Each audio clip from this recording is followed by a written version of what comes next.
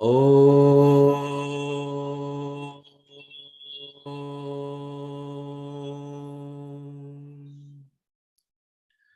Sahana Bhavatu Sahanau Bhunaktu Sahaviryam Karavavahai Tejasvinavaditamastu ma vidvishavahai. Om Shanti Shanti Shanti.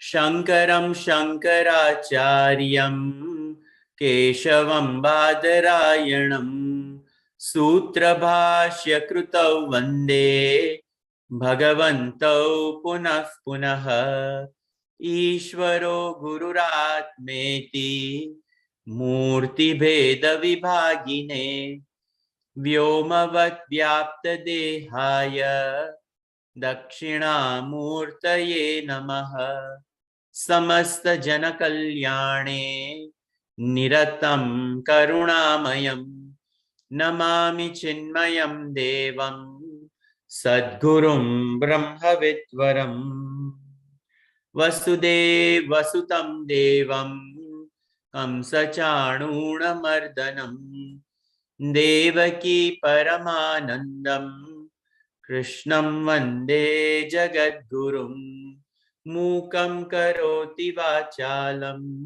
पंगुं लंघयते गिरिं यत्कृपातमहं वन्दे परमानन्दमाधवम्. Hari Om, Namaste. We are seeing chapter 6 of Bhagavad Gita, and as you can see on the screen, we left off on shloka number 24. So we saw in the previous shlokas a cluster of 4 shlokas from shloka number 20 up to 23. Bhagavan Shri Krishna identifies 7 different marks or 7 different definitions of samadhi. And over here I have used in my pravachan in the last 2 days, I have talked about both savikalpaka samadhi and nirvikalpaka samadhi. They are both very, very important. In the classic study of Bhagavad Gita, Bhagavad Pada Shankaracharya ji, in his commentary as well as other commentators, they have taken Nirvikalpaka Samadhi. Nirvikalpaka Samadhi is difficult for one to attain without Savikalpaka Samadhi. Savikalpaka Samadhi is when the meditator is aware of the fact that he or she is meditating upon the meditated Bhagavan. And the distinction of me and my Lord is present at the exclusion of all thoughts except my Bhagavan. And that thought of Bhagavan itself presents Bhagavan as an experience. And that experience of Bhagavan is known as Savikalpaka Samadhi. Nirvikalpaka Samadhi is when the meditator, when meditates upon the meditated, which is absolute self, the distinction between the meditator and the meditated is erased. The meditator, when meditating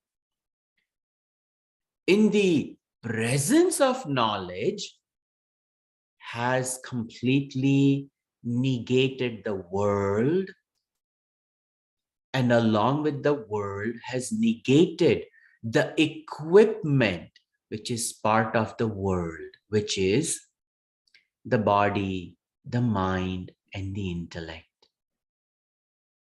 And the whole equipment is dissolved in none other than Bhagavan. So the meditator gains a new identity. I am that. And this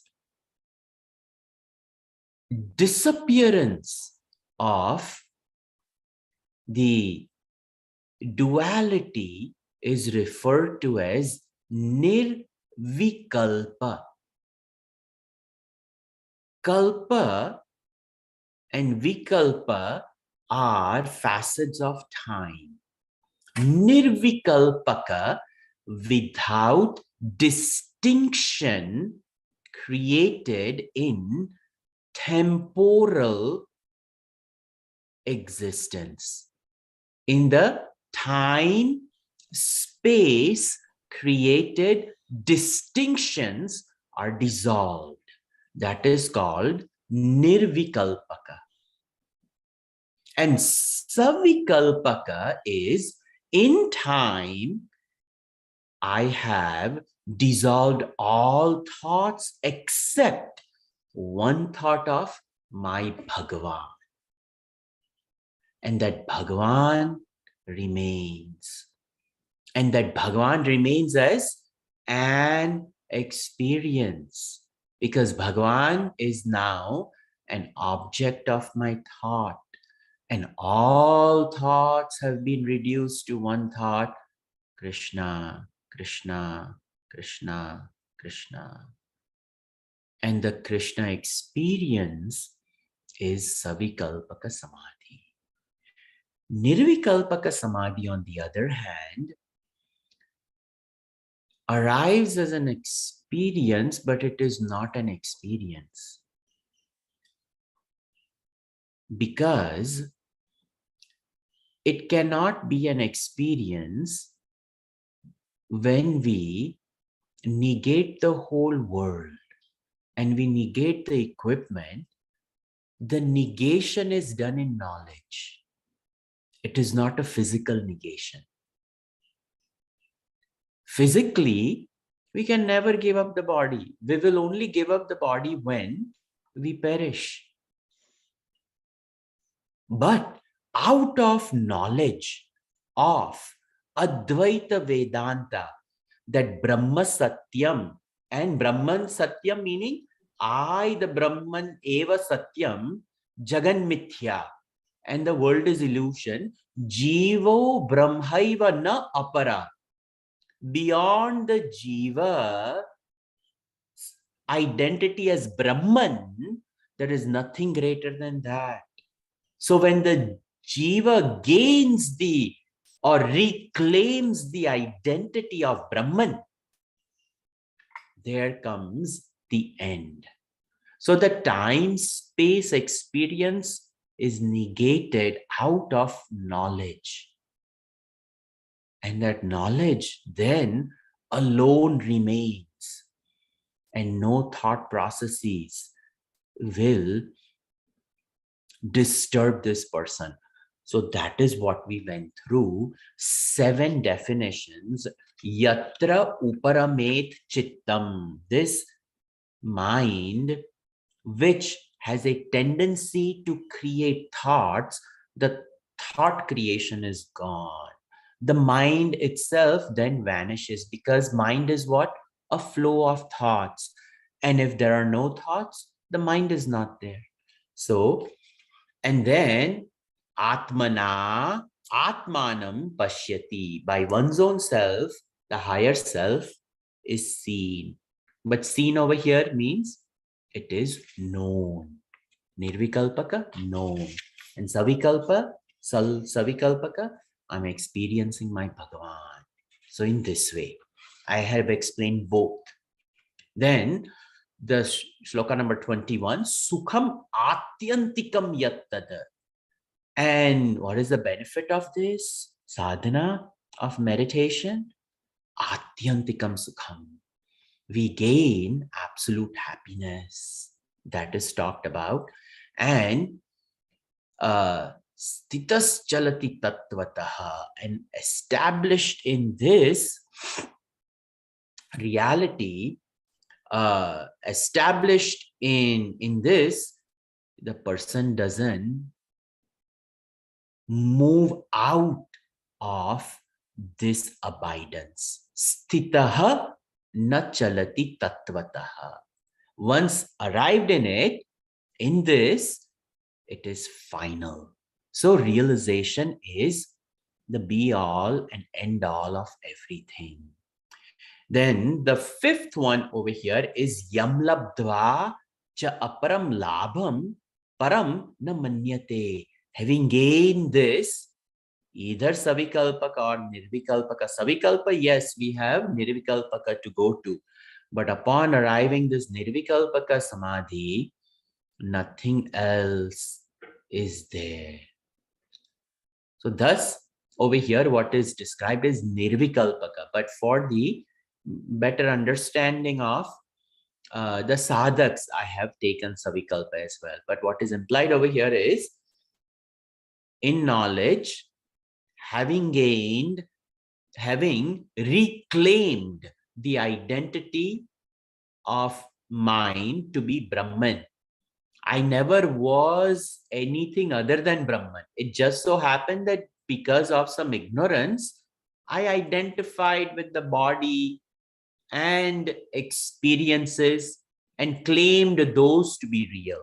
But when I reclaim my identity, there is no other gain. So this is the highest gain. It is a gain of all gains, all fulfillment. So that is. And yasmin stitaha dukkhenapi guru na vichalyate.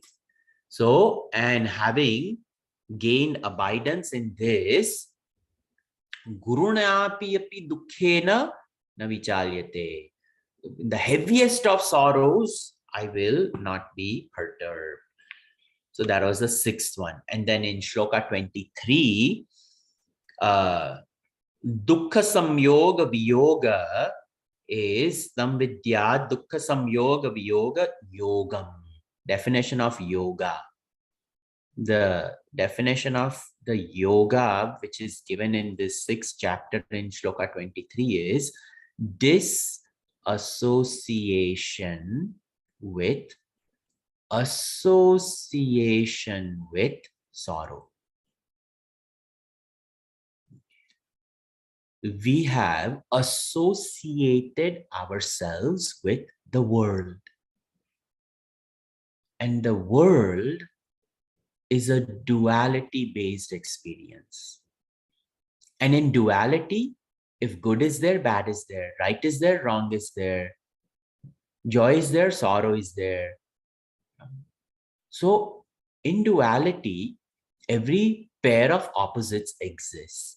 So if we have claimed our association with duality, then that claim or association with duality necessarily will bring us sorrow.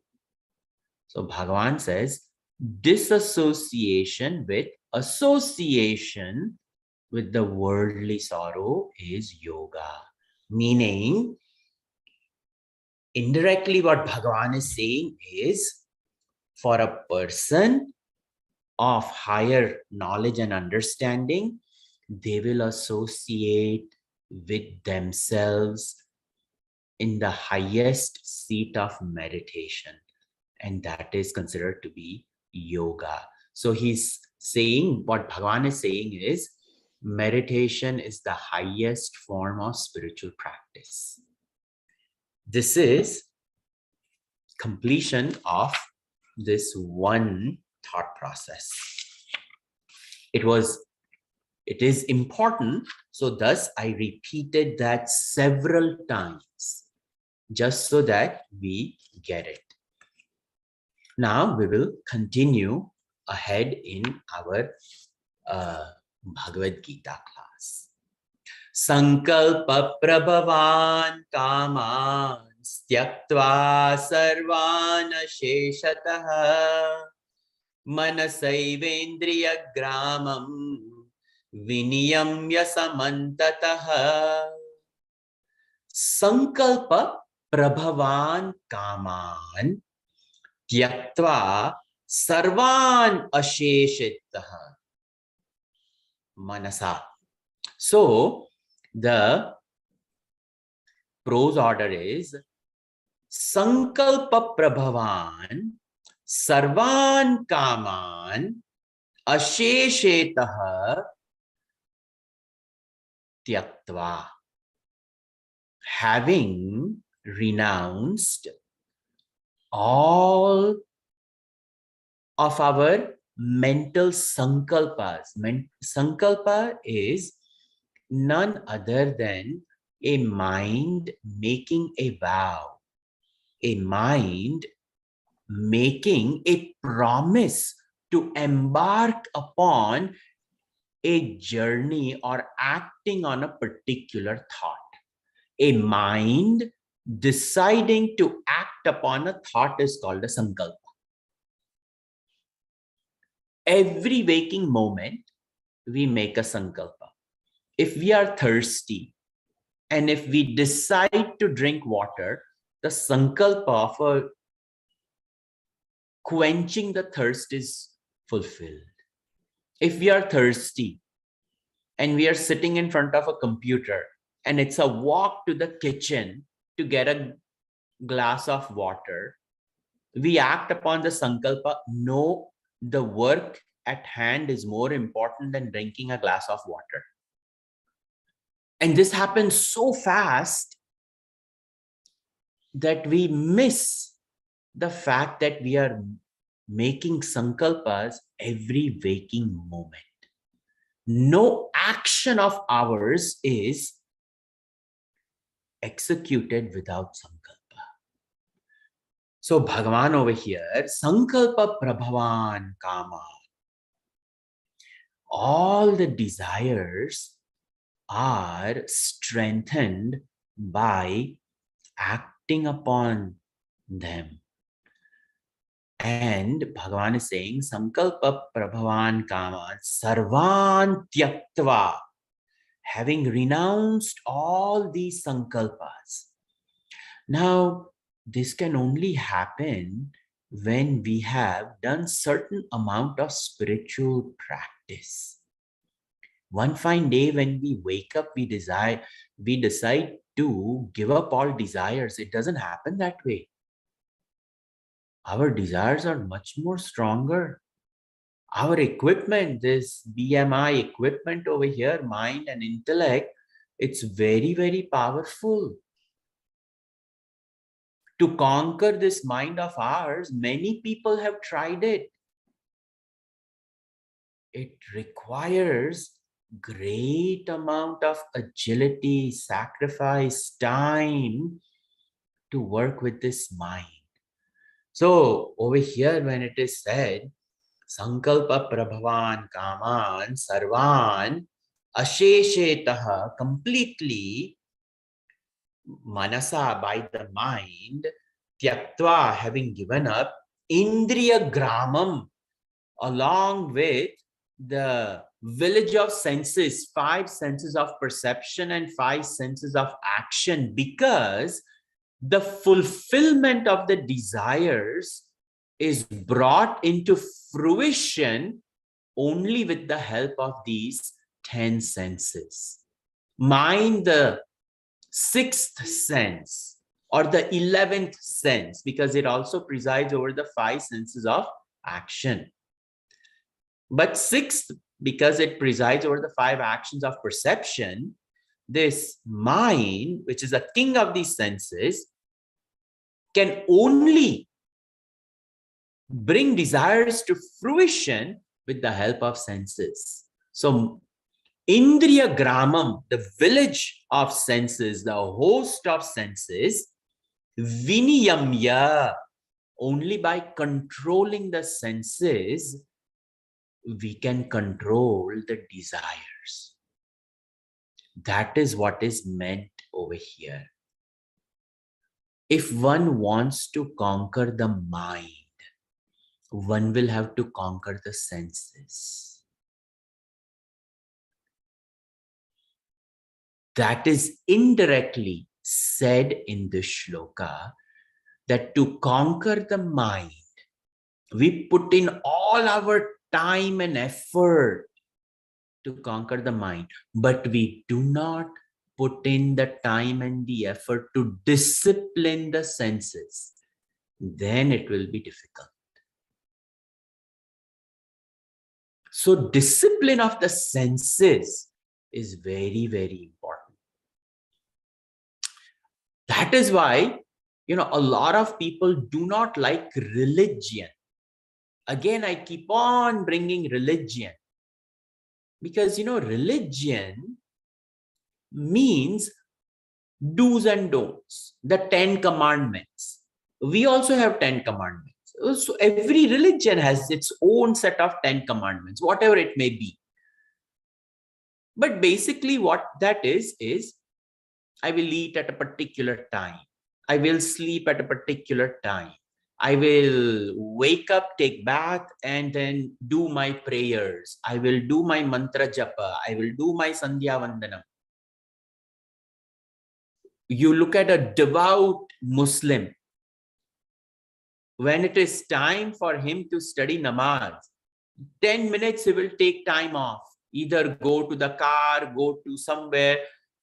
That's called discipline.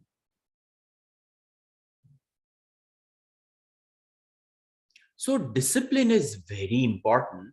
And over here, Bhagavan is saying, if the mind wants to conquer the desires without disciplining the senses, impossible to conquer desires. That is mentioned over here. Continuing, this section is where we find how we can further ourselves into the sadhana of meditation. So in 24, Bhagavan said, discipline of the senses allows us to conquer the mind, which allows us to conquer desires. If we say that, oh, Swamiji, I'm sitting down, but the mind is running wild goose chase, some work is required at the level of senses. We have to be careful what we see, what we hear, what we smell, what we taste, what we eat. Everything contributes to our mental state of being. We want to meditate, but then we watch a horror movie. What's going to happen? The minute you close your eyes, you will only see the Night of the Living Dead. Then it will be horrifying. So if we want to meditate, we have to abstain from certain types of visual distractions. It may be TV, it may be movies, it may be whatever. Same thing with music. Typically, we want to calm our mind. So a classical music, some soothing music helps. So this is what is meant by control of the senses. We can control what we see. We can control what we hear. We can control what we eat. So all those things. Next shloka. Shloka number 25. We will continue.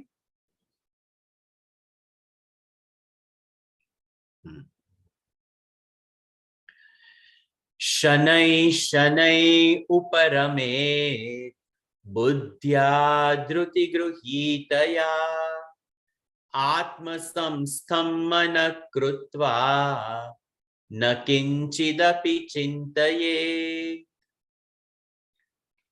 Again, very beautiful shloka which helps us diagnose our own problem if we are not capable of meditating consistently for a length of time that we have picked.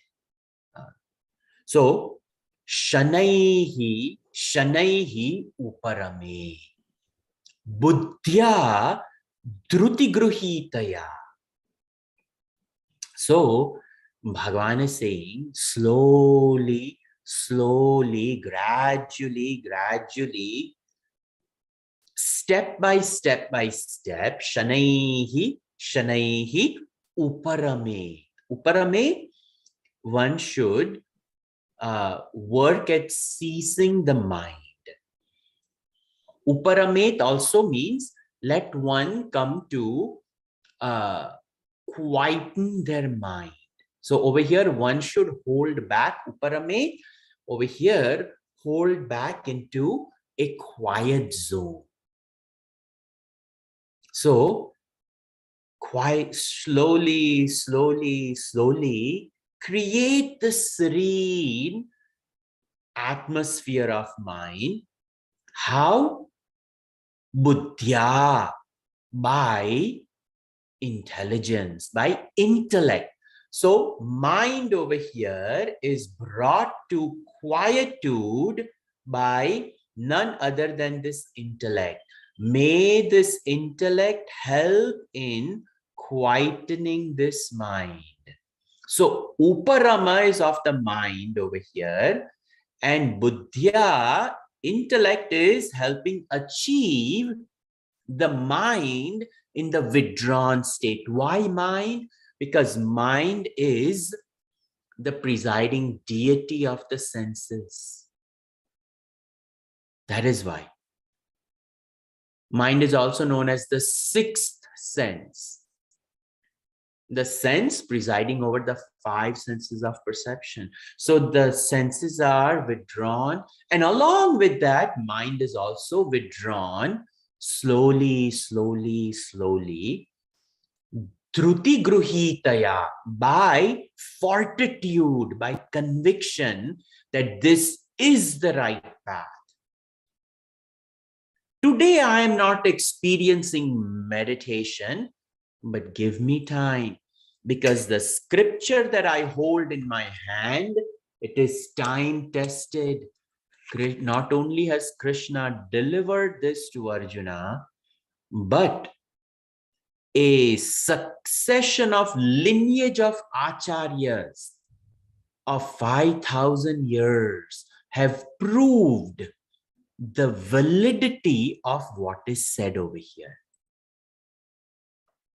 So how can so many teachers in so many generations, how can they all be wrong? If the information was not correct, one person is enough to pick it up. But over here, a lineage of masters have proved this to be true. This is called dhruti gruhitaya, fortitude and conviction that this is true. My belief is strengthened. And thus, when it is said buddhya, the intellect provides not only shraddha, but bhakti. Because it is to hold on to knowledge, it requires the holding power. And the holding power is shraddha and bhakti.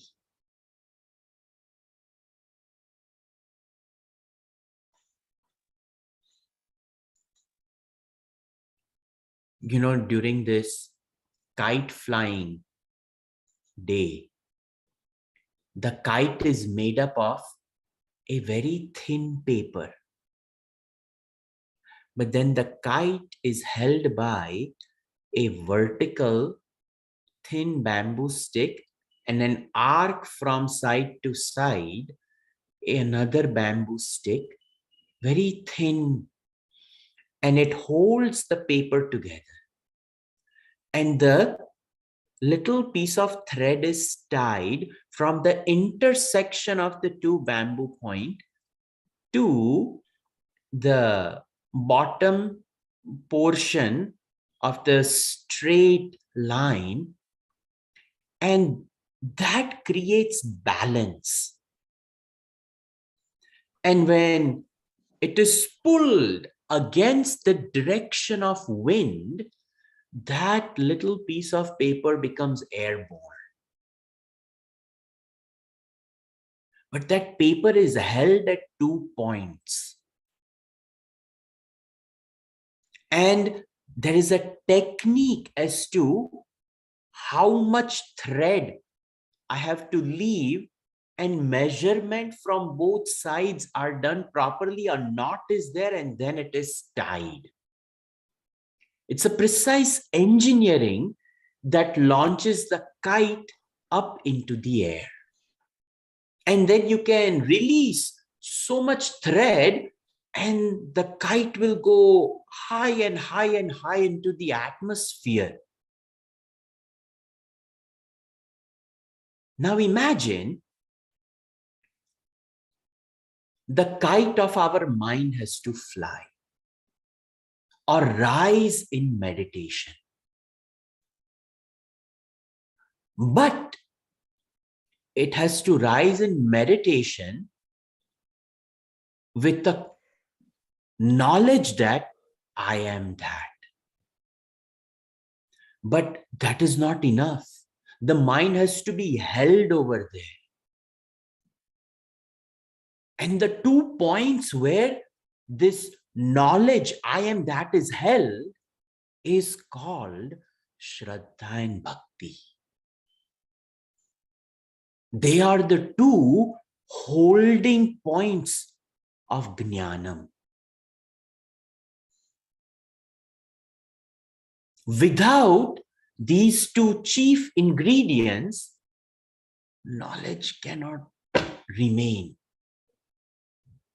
It will be a passing information. That's all. That knowledge will be as good as stuff stored in the Google browser. That's all. But when we prepare this mind and we prepare the intellect, especially when the intellect has conviction that the spiritual practice that I am doing is the right one, what my teacher has told me is correct, what Gita is saying is correct, if that Shraddha is there, and with that Shraddha, devotion for the practice is inculcated or poured, the mold of knowledge will be held. And thus, buddhya dhruti gruhitaya. There is no way to hold the knowledge that I am that. I don't have to meditate every morning. The minute I wake up, Arey, I'm Swamiji, I'm a man, I am a man. No. None of us have to meditate that I'm a man or a woman or this is my name. It is part of us. This is knowledge. But we have forgotten the fact that beyond I, the Swami, I, the man, is I, the divine consciousness. Because I, the man, and I, the Swami, has taken over the fictitious dealing with this world. So to step back from that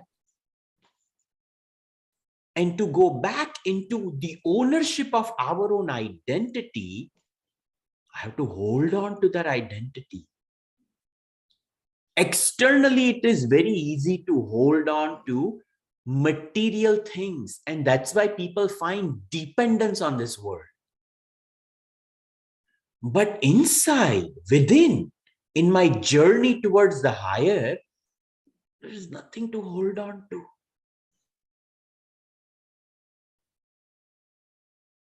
If we are climbing the ladder, the safety rope is tied, and we are holding on to the sides, all those things are there.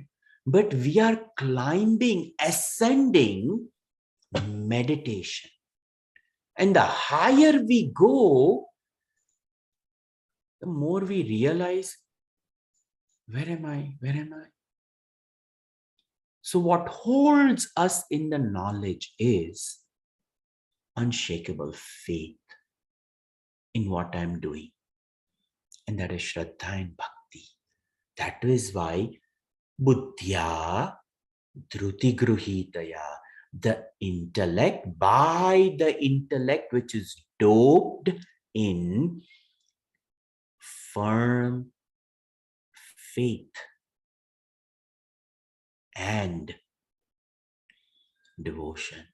And that is the fortitude required by the intellect to go further. And Atma samstham manakrutva.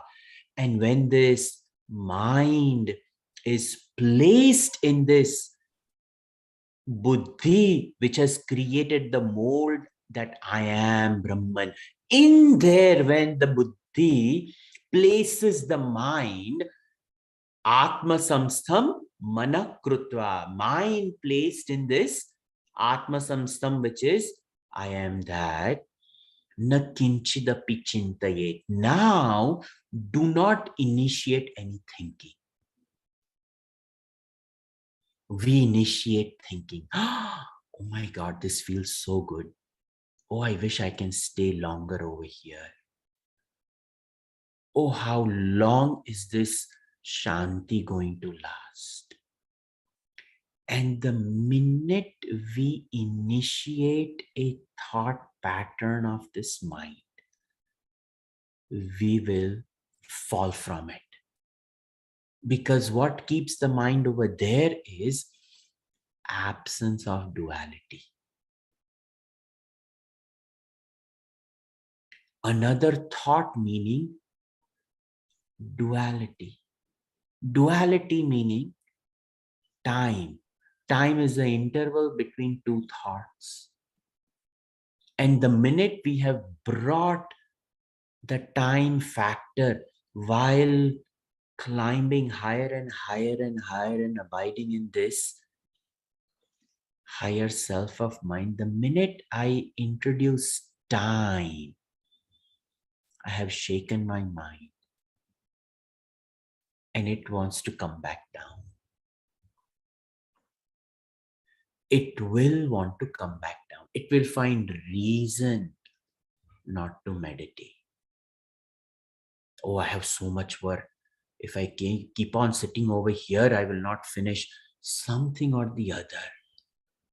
And we will deprive ourselves of nirvikalpaka samadhi. So this is what Bhagavan is saying, that spirituality is a great effort. अपने आप तो मन निर्विकल्प समाधि तक पहुंचने वाला तो है ही नहीं. This mind by itself is not going to reach nirvikalpaka. We are going to have to take it over there. So over here, indirectly what Bhagavan Krishna has mentioned is, if you want nirvikalpaka samadhi, do not think it is a prarabdha based. This is something you're going to have to earn, work towards. Shanaihi Shanaihi Uparame. So Bhagavan is over here impressing upon us that in the world there is prarabdha, that there is destiny, but there is no destiny for meditation. Meditation, we will positively have to work towards. Thus, Bhagavan says, Shanai Shanai Uparamet Buddhya Dhruti Gruhitaya. If one day the mind doesn't behave, it's okay. Look at that mind, tell yourself, you know what? Okay, today it didn't work out, but tomorrow we are going to sit for meditation. Tomorrow we are going to do this again. And no matter what happens, we are going to sit 30 minutes, 40 minutes, whatever we decide. This is how we work with our mind. We are going to have to gently take our mind to the higher. Continuing, next shloka. Very beautiful commentary Gurudev has written over here for this particular shloka. Please read that. Shloka number 26. Yato yato nischarati manaschanchalamassthiram tatastato niyam yaitad atmanyeva vasham naye. So Bhagavan over here is impressing upon us that don't worry if your mind falls back from meditation or gets distracted, whatever it is. Bhagavan over here says, Yato yato nischarati. Yataha yataha, whenever, nischarati, when this mind wanders away. When the mind wanders, manaschanchalamastiram. And this mind, when it is fickle, chanchalam, asthiram, when it is unsteady. So never stays. One is a agitated mind. So manas chanchala, the chanchalata of mind is the agitation, nervousness. And then asthiram is when the mind jumps from idea to idea to idea. But the first one is within the first idea, it is oscillating. So there are two things. Mind in this one idea, it is oscillating. Oh my God, what's going to happen? What's going to happen? What's going to happen? What's going to happen? What's going to happen? That is called chanchala. And then asthiram is this will happen, that will happen. Oh my God, this is going to happen. Oh, I didn't even think about it. This is going to happen. This will happen. So 1,000 things it paints. That is called asthiram. Look how beautifully Bhagavan has analyzed the human mind. There is language for it. Chanchalta of the mana and asthirta of mana. Chanchalta of the mana is when the mind is nervous about a particular thing it has to do. And the asthirta is the projection of that mind which keeps it in that agitated state even more. And it perpetuates its own agitation. This is what Bhagavan has analyzed. Yato yato nischarati. Whenever this mind wanders away, and it wanders away And it does these two things. It is chanchal mana and asthira mana. And this chanchal mana and asthir mana, they run away, they run away, they run away. Bhagavan says, catch it right there and bring it back, bring it back, bring it back.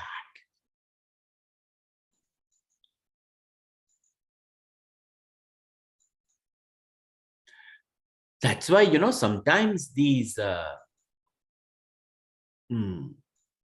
very hard, when people join the armed forces, whether it is army, whether it is navy, air force, what, they go through rigorous active duty.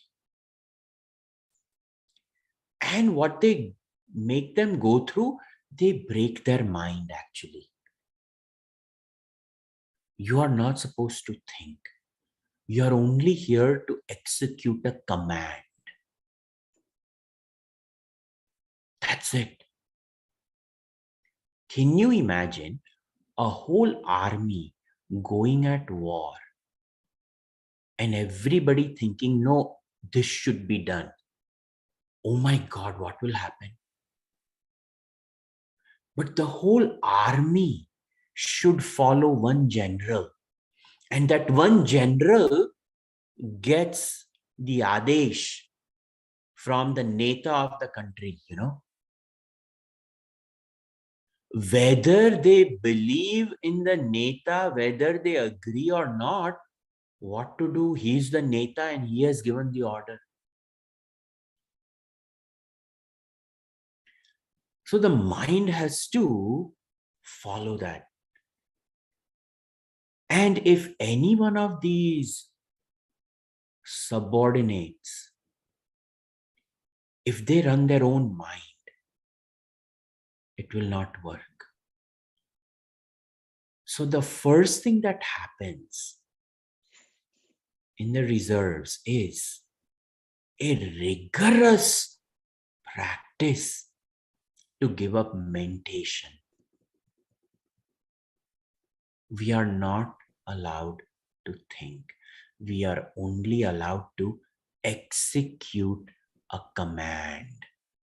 Period.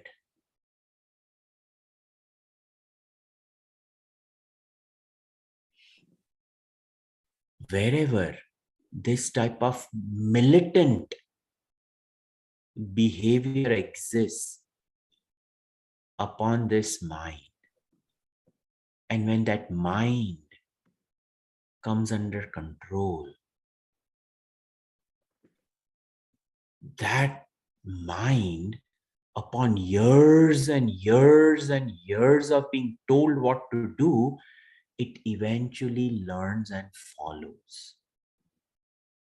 The problem with most of us in Hinduism is it is such a vast, liberal religion which allows us to pick and choose our own sadhana.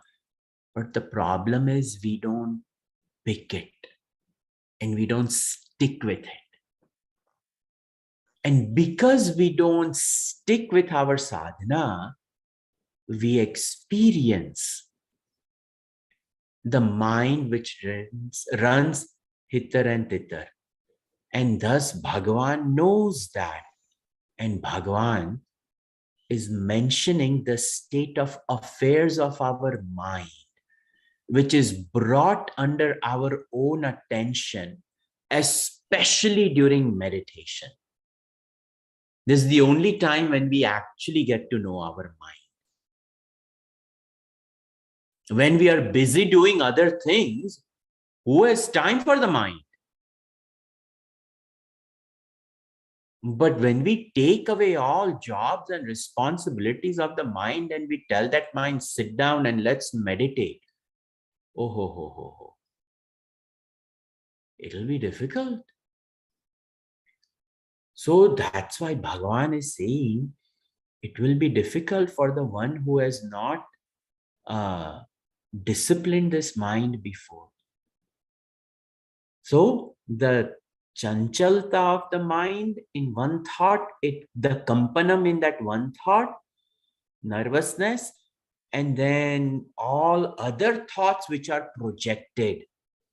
All that Bhagavan is saying, manas chanchalam astiram tatas tatanyam yaitata etad atmani eva vasham nayet. Bring this mind under control, niyamya, by taking it, regulating it, and atmani, in the self, take it in the self. Tatasthita niyam yaitata atmani eva vasham nayet. In this self, you bring this mind, you lead this mind into it. Vasham, control, you take this mind into this self and you release it in there. Let the self completely engulf the mind and keep it over there, perfectly under control over there in the higher self. Continuing, next shloka.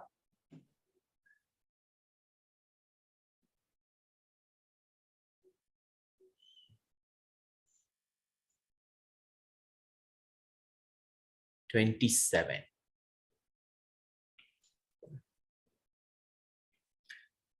Prashantamanasam yenam yoginam sukhamuttamam upaiti shantarajasam brahma bhutamakalmasham. Prashantamanasam yenam yoginam sukhamuttamam upaiti shantarajasam brahma bhutamakalmasham. So last 2-3 shlokas we saw, 25, 26, Bhagavan talked about in these 2 shlokas how to bring this mind under control. In this shloka, what Bhagavan is saying, what is the true effect of meditation? Prashantam manasam hyenam.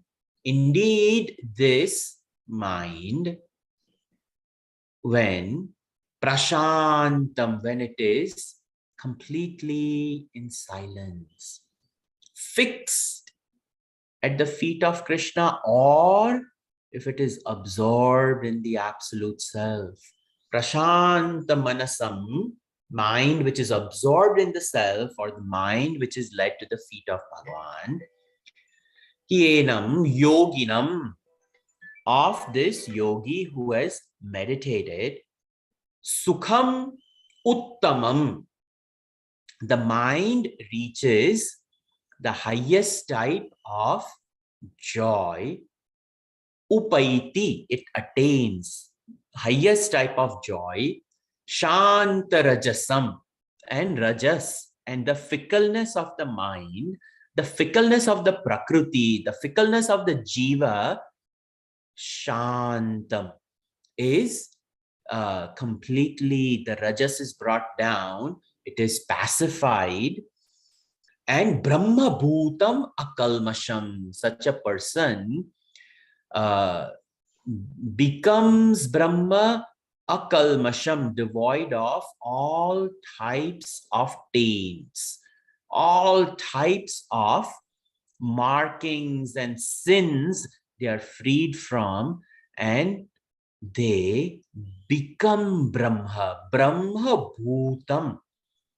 They will, Bhutam over here is not Bhuta, not even Pancha Bhuta, not a ghost or anything, but a host. Brahman alone is what that person becomes, Brahma Bhutam. So over here, what is talked about is the mind which is led to meditation. That mind, when it completely gives up its agitation, and in the absence of all types of agitations, worries, anxieties, and that mind with great effort climbs the ladder of yoga as guided by the intellect. And when it reaches the highest pinnacle, over here, upaiti, shantarajasam, all different types of rajasic vrittis, all different types of movement of the mind comes to an end. There is no movement of the mind at the level of thought. The thoughts cease. And in the absence of thoughts, the mind is absorbed. And the mind is absorbed in the self. Shantam, it becomes profoundly tranquil.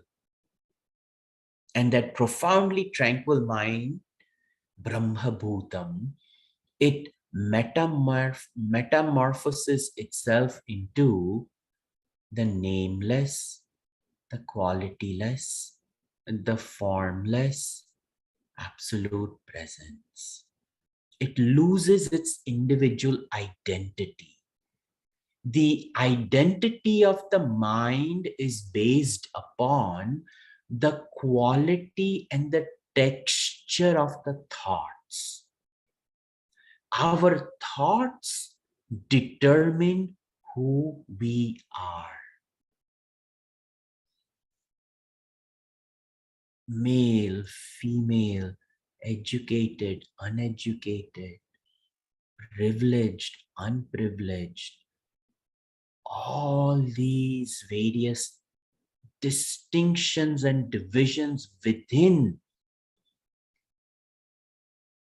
the jiva and the expanse of the jiva in the pluralistic world, they all disappear. In the absence of the distinction of the jiva, jagat, and even the Lord which has ordained both the jiva and the jagat, even that disappears.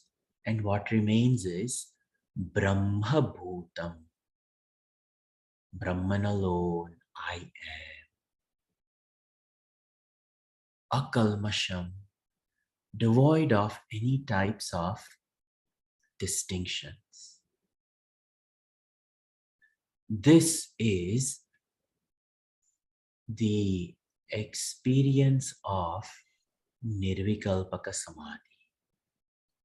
And I use the word experience cautiously because Nirvikalpaka Samadhi is not an experience. It is our true nature. It is a noun. It is not a verb. So we will be led to our identity in the absence of mind. We can never ever experience our identity with the mind the way it is. That is what Bhagavan Krishna wants to explain over here, that our identity is absence of verb and presence of a noun, which I own up as me, as Brahma Bhutam. We will end over here and continue with shloka number 28 next week. Hopefully you will be able to enjoy still some part of the football game. Sarve bhavantu sukhinah, sarve santu niramayah, sarve bhadrani pashyantu, ma kaschit dukkha bhag bhavet, Om Shanti Shanti Shanti. Harihi Om Shri Gurubhyo Namaha. Harihi Om.